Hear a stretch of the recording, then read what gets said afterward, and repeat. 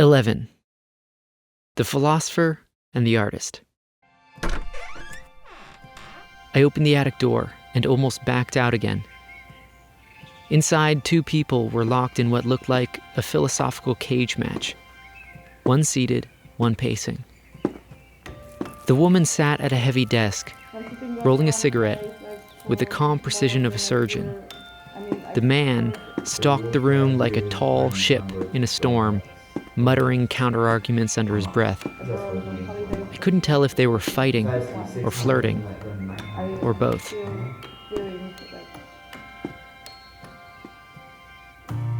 I didn't know it then, but I was stepping into something already in motion, a current between two people that I could never fully see, but could feel. It starts with them. One an artist, one a philosopher. Weronika and Tomasz. These are the last ordinary days before the ground shifts. Go and find out.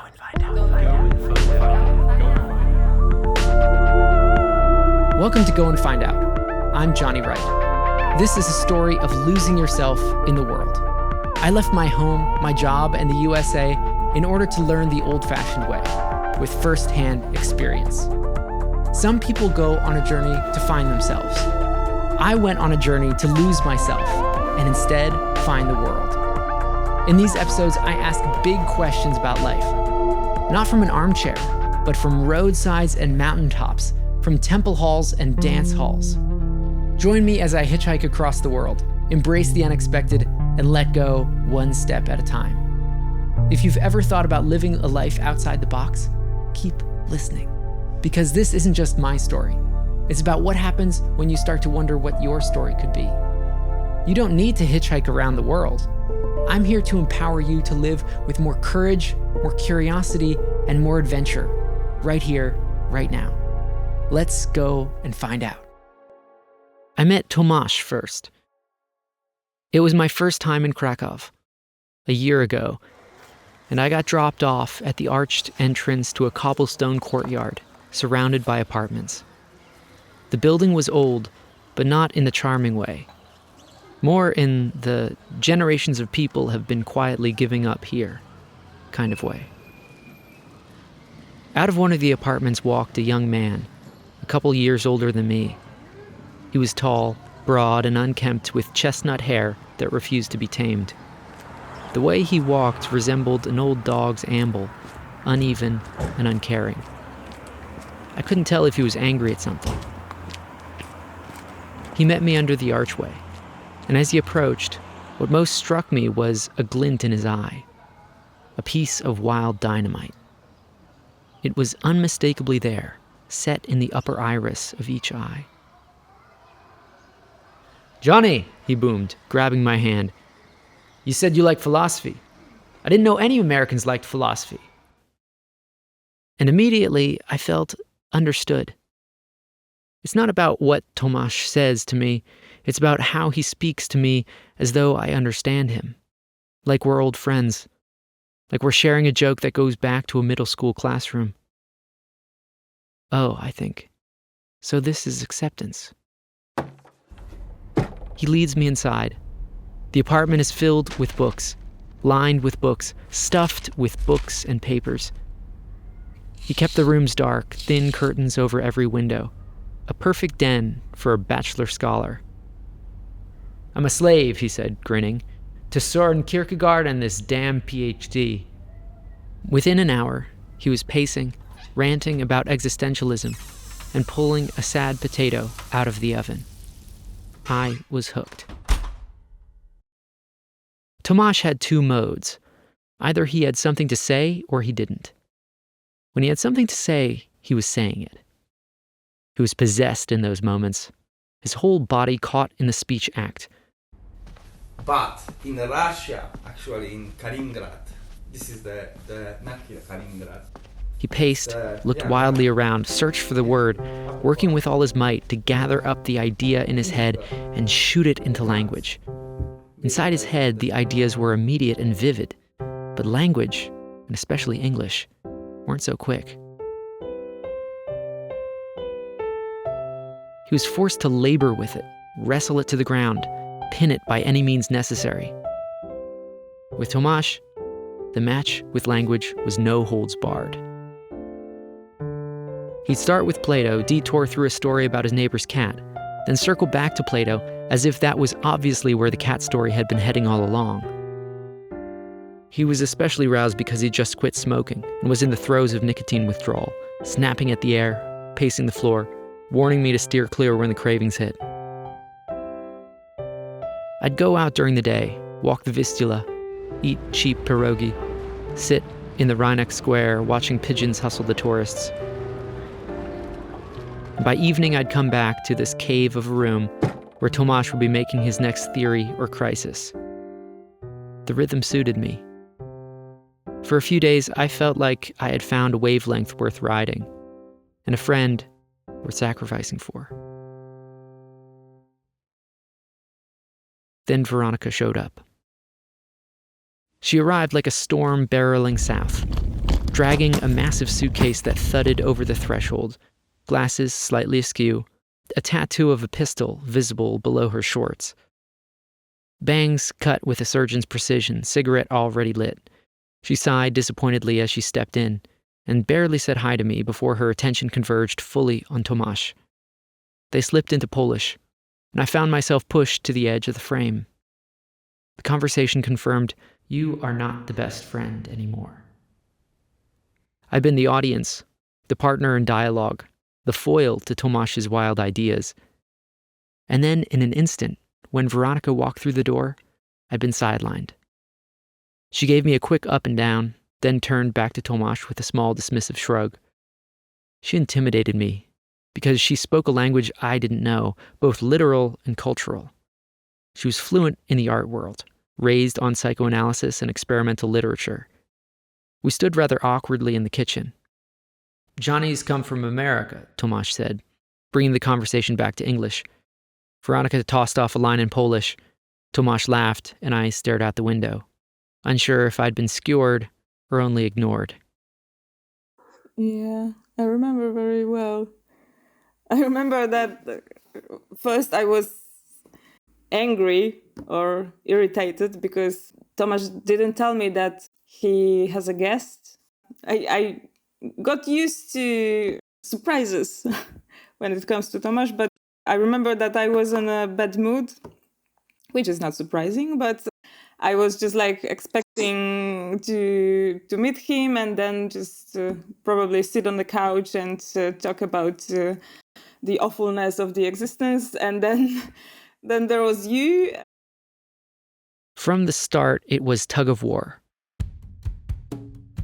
Her grip anchored by years of friendship, mine slipping on the thin rope of guest privilege.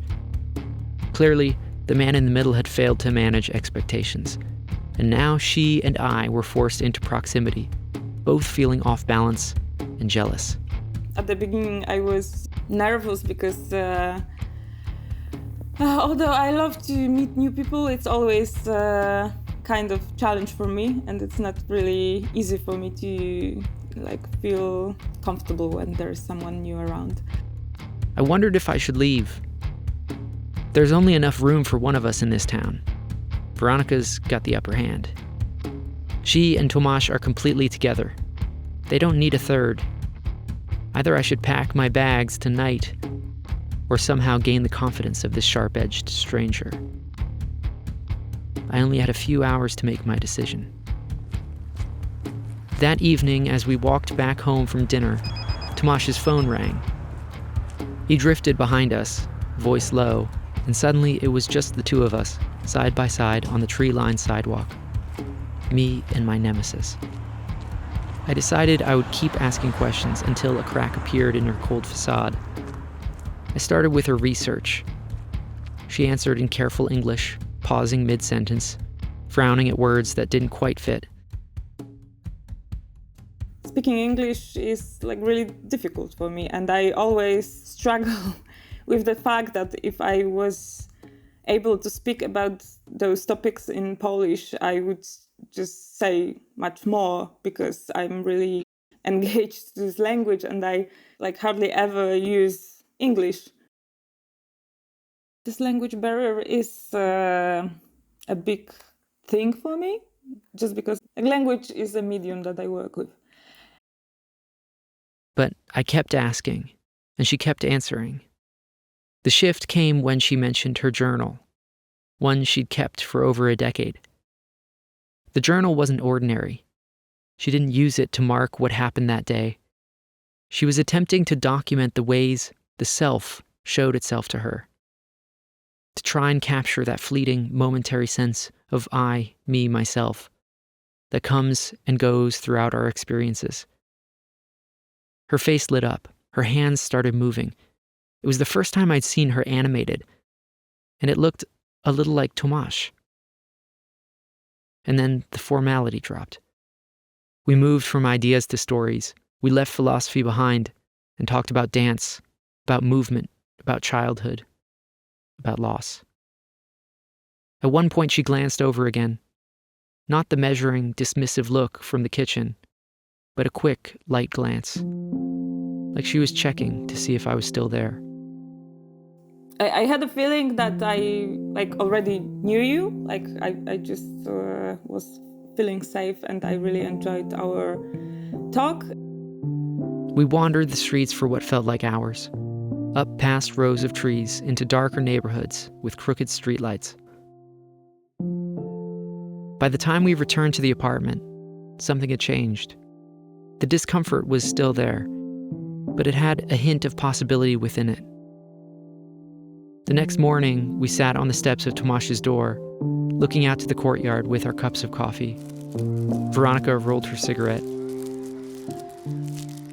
And I remember the moment that when we were sitting on the stairs next to the front doors and also talking about your past and my past, and I really found it answering, and I don't know, I just liked you. She tapped ash into the courtyard air. It drifted down slow, dissolving before it landed. And I liked her too, in a quiet, careful way. It was like watching a combination fall into alignment, small tumblers clicking one by one until something opened. And behind that, behind all the technical words and the schemas, there was a beating heart. We were friends.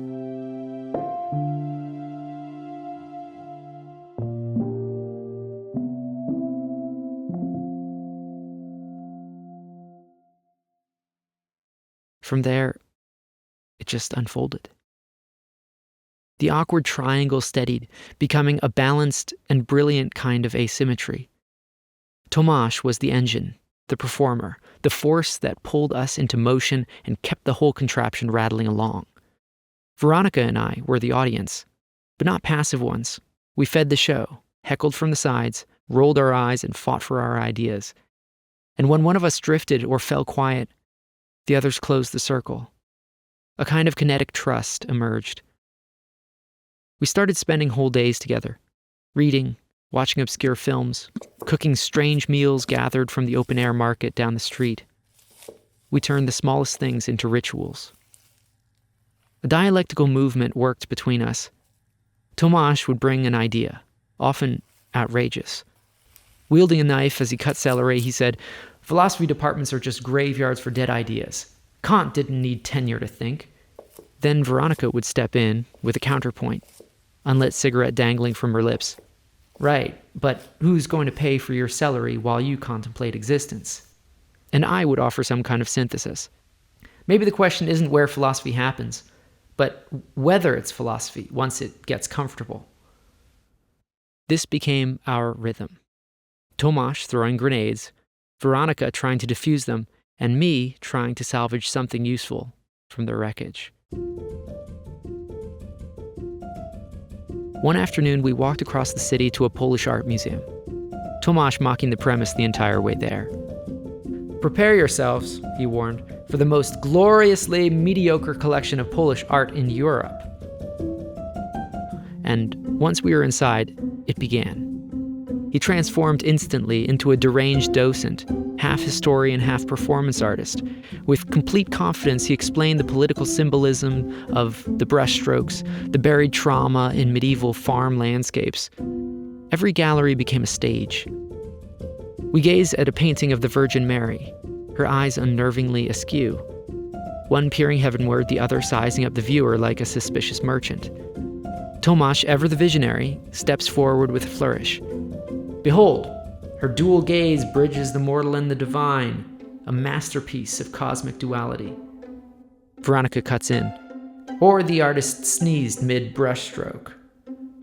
I, on the other hand, felt like Mary was judging me. Tomasz clasps his hands, undeterred, imagining celestial choirs. Weronika rolls her eyes, picturing a painter with a shaky hand and a deadline. By the time we reached the third floor, Weronika and I were wheezing with laughter, tripping over ourselves and hiding from the guards. We stumble out of the museum lightheaded, exhausted, elated. We were supposed to go home and study when Tomasz fell into one of his moods.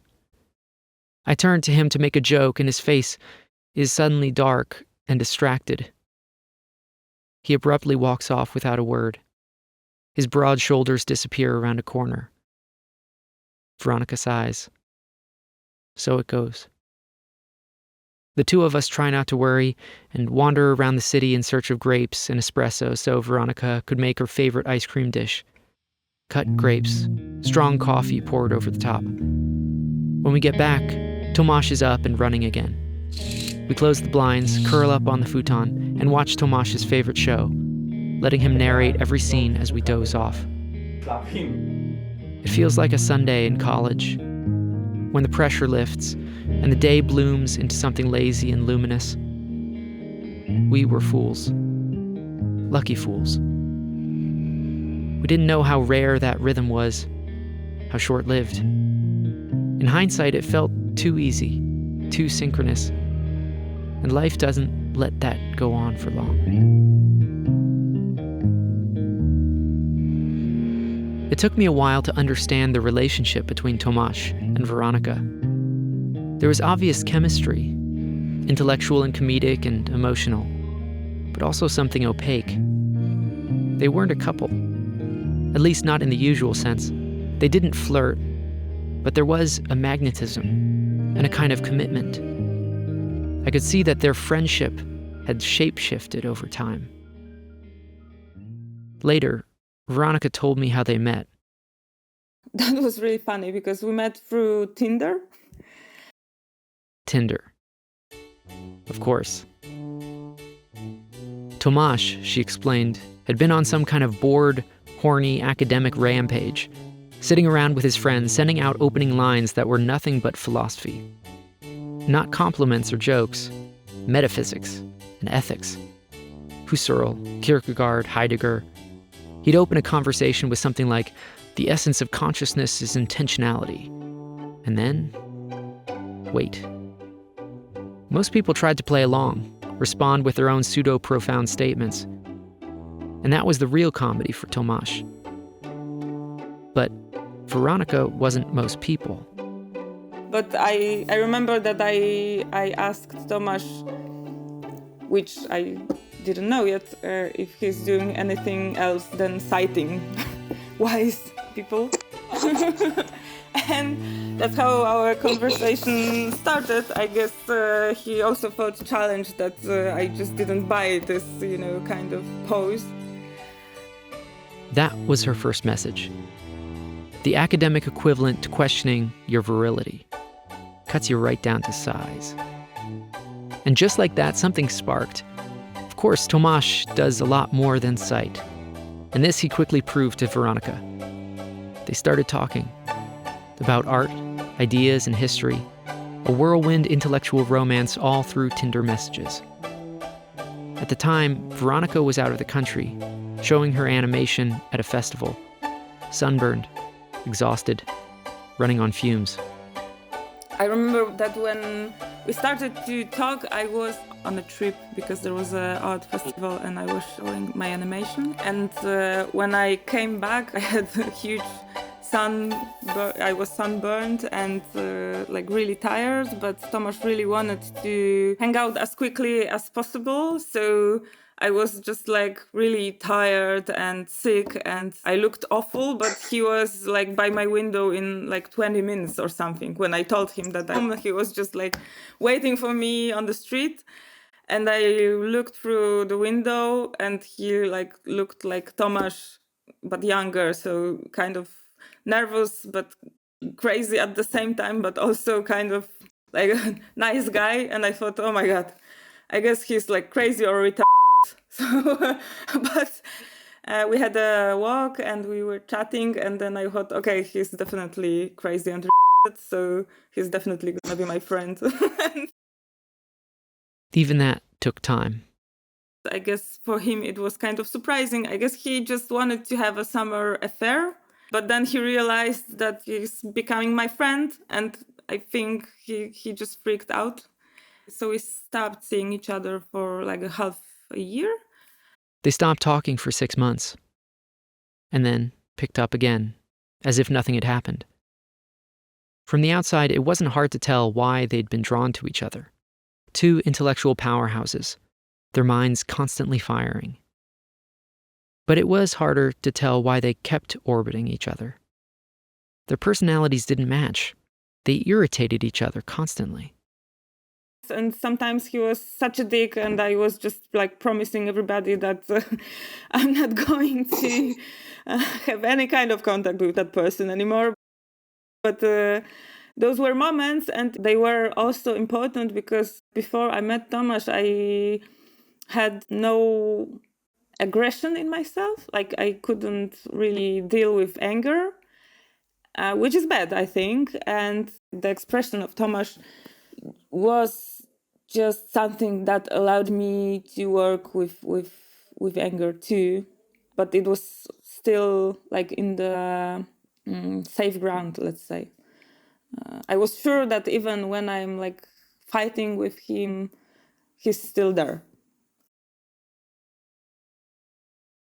Maybe that's it.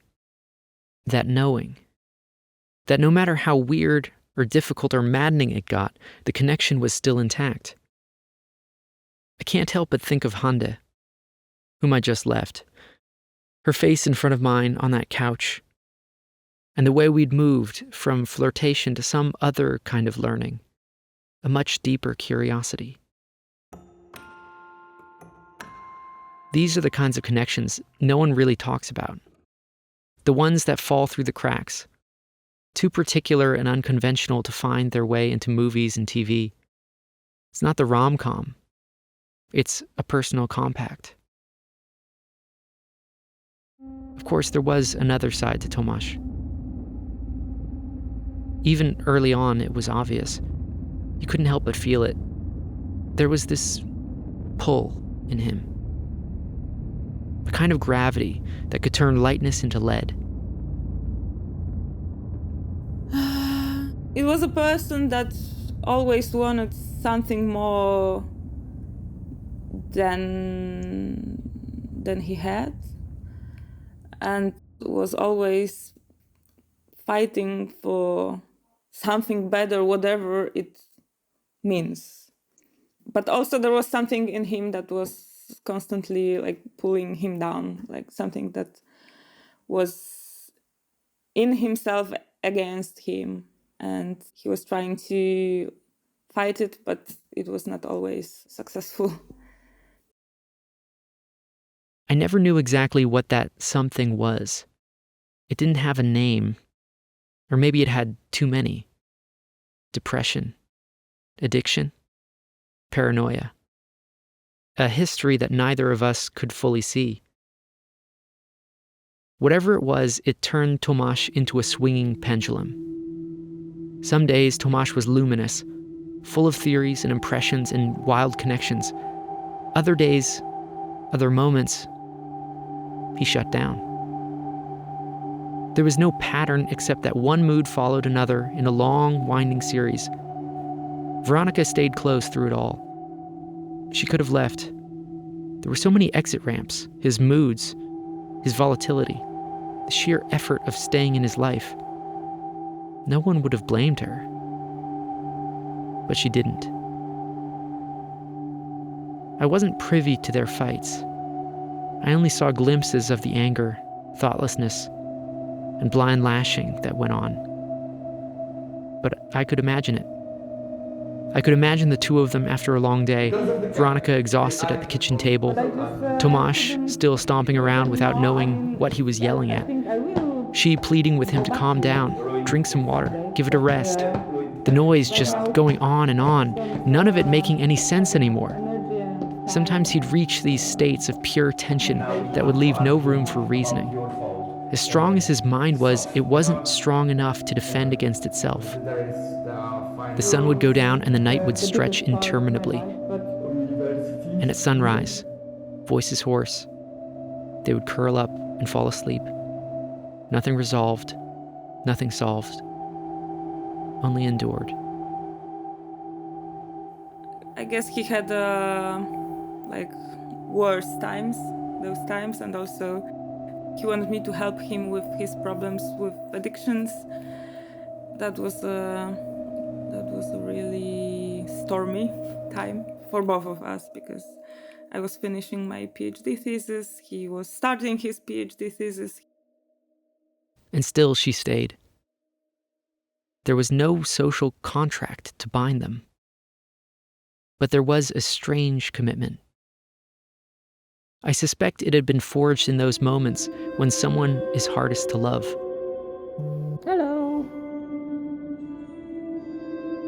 There were long phone calls that went on for hours. And I'm really sorry for... The talking would subside. Imagine a split screen, Tomasz in Krakow and Weronika in Poznan, 300 miles apart, going about their day. They would make their separate meals and read their separate books, with the phone on speaker next to them, hearing the mundane sounds of the other person's meal or the pages of the other's book, and the typing of keys as they wrote. In this way, they lived together, not chasing a high, but sharing the most mundane aspects of their days. Like for more than a year. And when the restlessness would come up, and the anger and the feeling that life really does suck most of the time, this too would be said into the phone. I am still feeling that kind of rush or movement around me and But inside of course me. it's not the way, on Ukraine. I just cannot imagine myself. There is a situation. They dated other people, lived their own lives, and yet the bond they shared was so particular and subtle that it almost put those other relationships to shame. They learned that it wasn't through sex they could best share themselves, but through pain and constancy.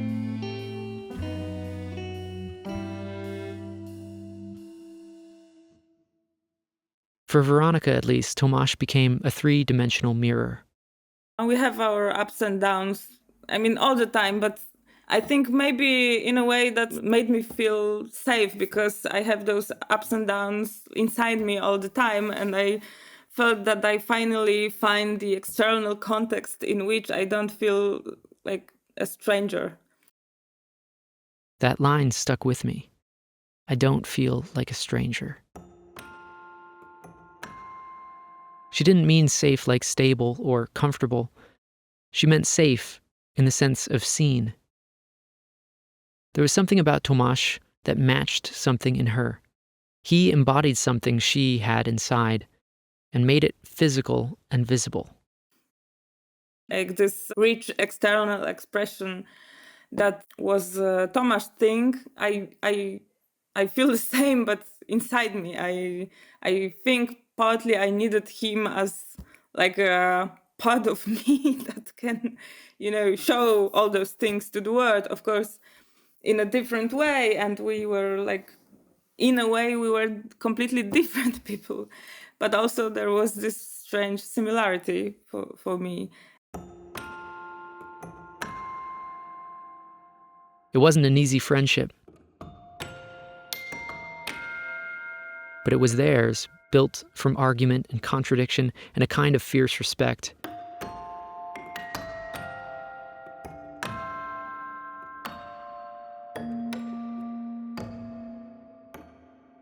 and it endured. Even as they changed cities, even as they changed shape. As I took my leave of Tomasz and Weronika that first time, I felt that there was something unfinished, like there was a mystery between them that I wanted to share in, but hadn't yet been inducted into. I'd wondered what we had, and whether it could last. I needed to see them again. That much was clear to me. Lightning doesn't strike the same place twice. Or does it? 1 year later. I pull my bag from the car and stand at the crossroads of Mleczkowo, Poland. Crossroads might be generous. There was one road, and it forked. Behind me, a tiny general store with plastic crates of empty beer bottles stacked by the door. In front of me, the village's shrine. A statue of Mary, hands folded in prayer, enclosed by a decorative gate barely taller than a boot. Yellow and peach streamers fluttered from the fence posts toward the pedestal like tiny sunlit threads. No one else in sight. This morning I said goodbye to Handa, that strange girl whose eyes I stared into. My teacher. I look at the Mary statue and then to the right. A large white cottage with weathered red shingles. That has to be the place. There's always a little bite of anxiety when seeing someone again after a long time. It's a kind of performance anxiety. Not just will they like me, but will we still work? Friendship chemistry isn't guaranteed. People change, and sometimes the reaction just doesn't hold. It's even trickier when it's a trio. Out of the cottage leans a girlish figure. I wave, and she waves back.